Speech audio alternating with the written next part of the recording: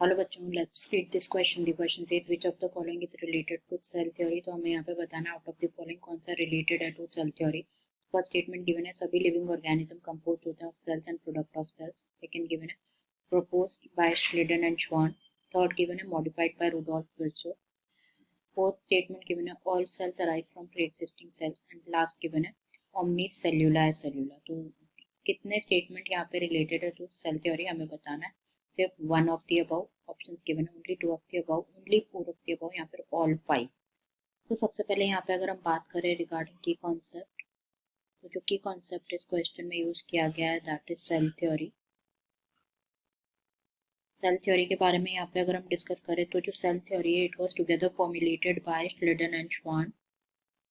श्लेडन and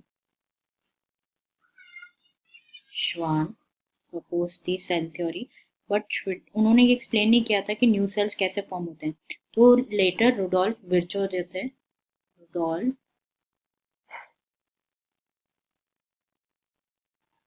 Virchow in the year 1855 उन्होंने first explain किया कि सेल क्या करते हैं, डिवाइड करते हैं, सेल डिवाइड करते हैं एंड न्यू सेल्स फॉर्म होते हैं। New cells are new cells formed होते हैं from pre existing cells, that is omni cellula cellula. Pre existing cells से न्यू सेल्स, जो सेल डिवाइड करते हैं, न्यू सेल्स फॉर्म होते हैं। तो उन्होंने मॉडिफाई किया था श्लेडन श्वान के हाइपोथेसिस को जो है मॉडिफाई किया था to give us the cell theory final shape.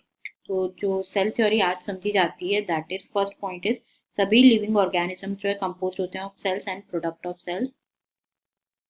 All living organisms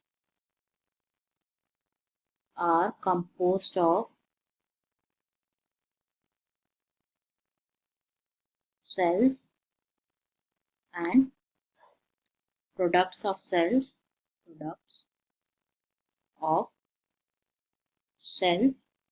and next is all cells जो है अराइज होते हैं from pre existing cells. All cells arise from pre existing